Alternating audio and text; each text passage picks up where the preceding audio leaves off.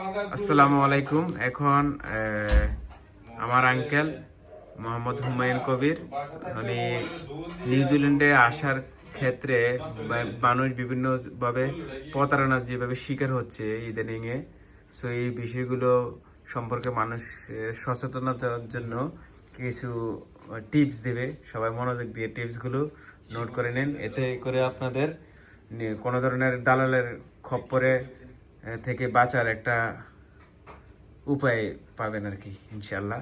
তো শোনেন আঙ্কেলে কি বলে, দেন আঙ্কেল বলেন। আসসালামু আলাইকুম রহমতুল্লাহ বারাকাতুহু।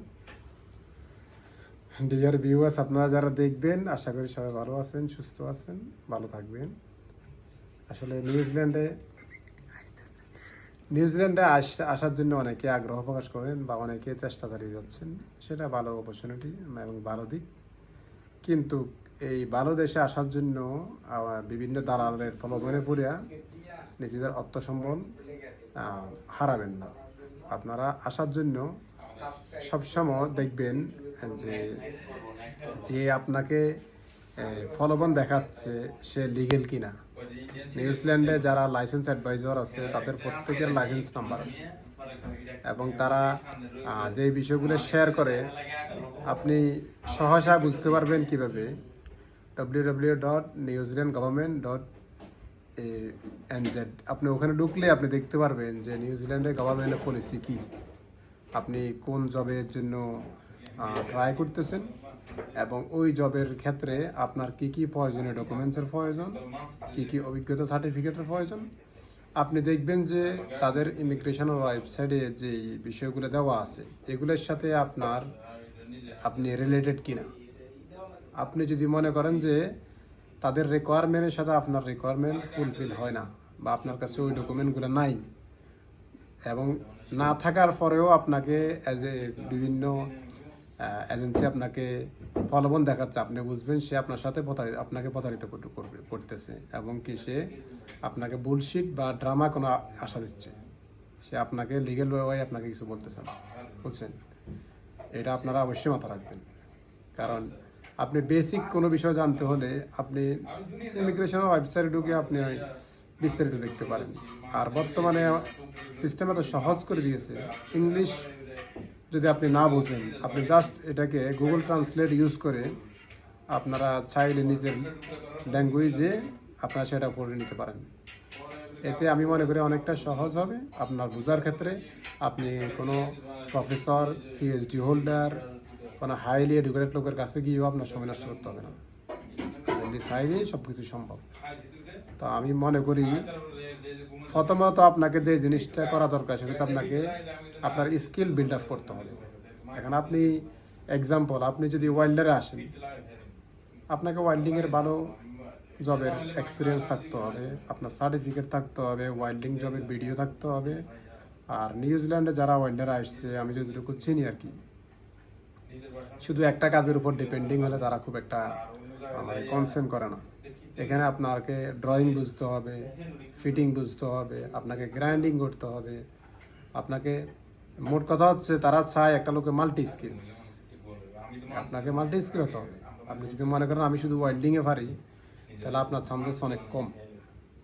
আপনাকে আরও আনুষঙ্গিক যে স্কিলসগুলো প্রয়োজন আপনাকে সেগুলোকে ডেভেলপ করতে হবে, যেমন ফিটিং, ড্রয়িং, তারপরে গ্রাইন্ডিং, তারপর আপনার সেফটি প্রসিডিওর। আপনার এখানে তারা দেখে মানে কম্পিটেন্টলি কে কাজ করতে পারে। এখানে কিন্তু সিঙ্গাপুরের মতো না যে আপনাকে সকালবেলা সুপারভাইজার জব অ্যাসাইন করবে, সারাদিনের সুপারভাইজার আপনার সাথে থাকবে, কাজ কতটুকু করছেন না করছেন প্রতি মুহূর্তে সুপারভাইজার আসবে দেখবে। এখানে এরকম না। এখানে হচ্ছে আপনি যখনই জয়েন করবেন আপনাকে কোম্পানির পলিসি নিয়মকানুন আপনাকে প্রথম দিনে হয়তো আধা ঘন্টা, 1 ঘন্টা, 2 ঘন্টা আপনাকে সব কিছু বলে দেবে।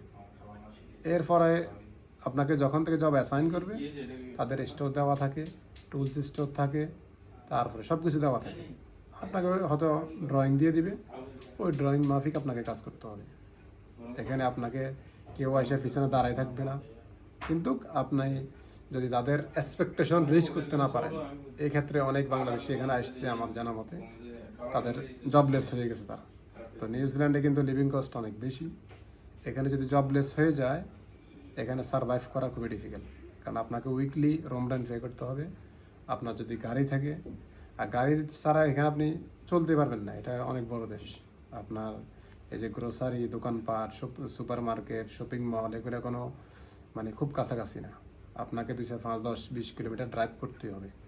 তো এখানে আবার কিছু সরকারি বাস আছে যেগুলো খুবই রেয়ার, এবং কি এগুলো আপনার কি যে বলে সকাল থেকে সন্ধ্যা পর্যন্ত থাকে না, তাদের কিছু টাইম টেবিল আছে, ওই টাইম টেবিলে তারা মেনটেন করে। তো এগুলাতেও আপনার অনেক সময় মানে ইয়ে করতে হবে, এটা আপনি চাইলে পারবেন না কোনো কিছু। তো এক্ষেত্রে এই দেশের দেশে গাড়ি থাকা আবশ্যক, 99% লোকেরই গাড়ি আছে। তো আপনাকে রিয়েলাইজ করতে হবে যে আমি যে জবের জন্য অ্যাপ্লাই করতেছি ওই জবে আমার কম্পিটেন্ট পার্সেন্ট কতটুকু এবং আমি কত পার্সেন্ট পারফর্ম করতে পারবো। আপনাকে মিনিমাম পারফরমেন্স স্কোর থাকতে হবে 90+, তখনই আপনি জবে স্টেবল হতে পারবেন। আর যদি আপনি মনে করেন যে আমি ফার্মু দেখতে দেখতে শিখমু, বা তারা শিখিয়ে দিয়ে, বা অন্য কাউকে ফলো করবো, বা প্রয়োজন আমি গ্রাইন্ডিং জব করবো, প্রয়োজন আমি ফায়ার ওয়ার্সম্যান জব করবো, সিঙ্গাপুরে যেটা করে অনেকে এসকেপ হইতে পারে, কিন্তু আমার মনে হয় না এখানে ওই ধরনের কোনো এসকেপ হওয়ার কোনো চান্সেস আছে কিনা। কারণ আমার ফ্রেন্ড সার্কেলে অনেকে আছে বর্তমানে জবলেস হয়ে গেছে, কেউ দেশেও চলে গেছে। আমি আপনাদেরকে নাম বলছি না, কিন্তু নাম বললে অনেকে চিনবেন। তো এটা হচ্ছে আমি উনি যদি শোনেন, আপনাকেও আমি ছোট করছি না, এটা বলার উদ্দেশ্য হচ্ছে অন্য আরেকটা লোককে সতর্ক করা, জাস্ট মিস্টেক থেকে লেসন লেন নাও, এটাই হচ্ছে বলার মেন উদ্দেশ্য। এরপরও যদি মনে করেন যে না আপনি আরো কোনো বিষয় বোঝার বাকি আছে, এই যে এই লাইভে ইউটিউবে আপনি কমেন্টস করবেন, আপনার মোবাইল নাম্বার দিবেন, ইনশাল্লাহ আমরা আপনার সাথে যোগাযোগ করব, বা আমাদের নাম্বারও দেওয়া থাকবে। আপনি টাইম জোন সেট করে আমাদেরকে কল দিবেন, স্পেশালি শনিবার বা রোববার বাংলাদেশ সময় দুপুর 12টার পর থেকে বিকাল 4টা-5টা পর্যন্ত। এই সময় আমাদেরকে অ্যাভেলেবেল 100% পাবেন ইনশাআল্লাহ। আশা করি সবাই ভালো থাকবেন, সুস্থ থাকবেন।